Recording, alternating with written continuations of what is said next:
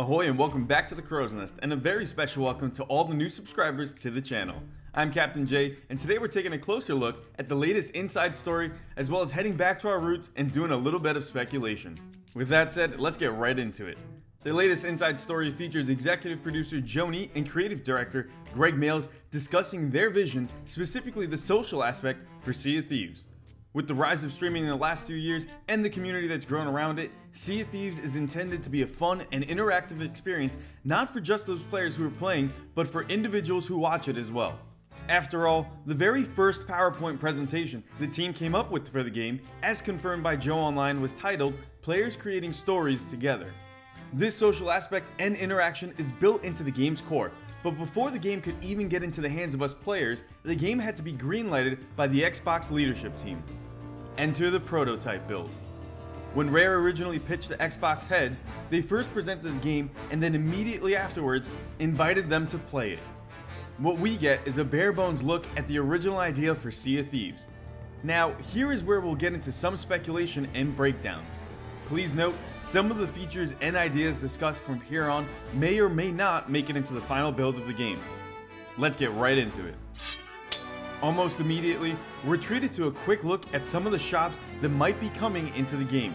From a food shop to a weapon shop, resource shop to clothing store, we have our first hint as to what kind of buildings we might find at an outpost. Players have been asking for an immersive environment on the central islands, and this could be it. What's interesting here is that players may have to resort back to these shops when initially starting out. As the devs have teased in the past, there is an emphasis on progression for your character. Why not make the starting point for this progression where you have to acquire this type of materials to start out with rather than have everything handed to you? Now, what can we expect in the shops? We know of some of the current elements in game, such as bananas for food and a pistol, cutlass, and blunderbuss for weapons, but the devs have teased that this is just the start for each of those and that there will be more. Perhaps here is where we'll find the harpoon that's been teased heavily in the past. What I do hope for is that between the weapon and clothing shop, players will only be able to find the basic forms or slightly upgraded forms of weapons and gear. I hope that the real epic items are much more difficult to acquire, complete with a legendary quest line that serves as an adventure for players to potentially come back with those items. Also down the pier, off to the left of Phil Spencer, we catch a quick glimpse of an enchantment shop in-game. What this could be remains to be seen, but as the supernatural has been confirmed in-game so far, perhaps we'll be able to outfit ourselves with incantations to protect us against baddies or cursed treasures. The potential for what this could mean is extremely high. Further ahead, while Kudo Tsunoda is playing, we get our first look at a wind meter, a mechanic that hasn't been teased before. As of this point, we know that wind direction is tied to ship speed if your crew has the sails correctly adjusted. But wind intensity? That's a first, and it's huge if it does make it into the game. Ship combat strategies could shift as a result of the wind, adding an unpredictable element into the game. Also worth noting is the location of the wind meter up in the Crow's Nest. As of now, we know that there's a bell up above, but not much else. Could this be the piece that adds some purpose to players climbing up top? We'll have to wait and see. In another blink and you'll miss it moment, from inside the captain's quarters, we see what looks to be a dinghy outside the window. We've yet to see it in game, but like other features, it's been teased before in concept art. Maybe this is one way for players to disembark to an island apart from jumping overboard, or even more important, a way to escape when the Kraken destroys their ship. Something else that we see is a locked treasure chest with a set of keys. Although we never see the chest open or its contents, this is new for the game, as currently chests are only turned into a shipwright in exchange for gold.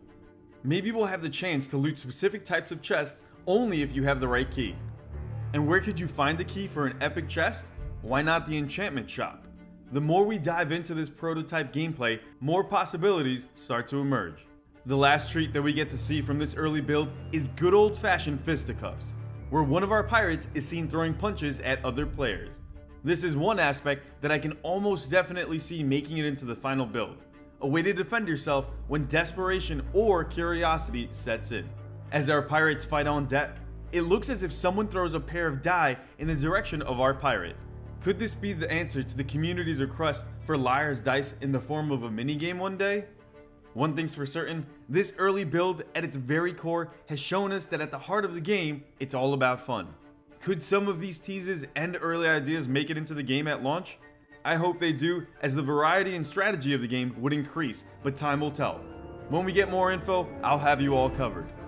So let me ask you, out of all the teases seen in this early build, which do you hope makes it into the game? Let me know in the comment section below. That's all for the latest roundup of Sea of Thieves news for the week.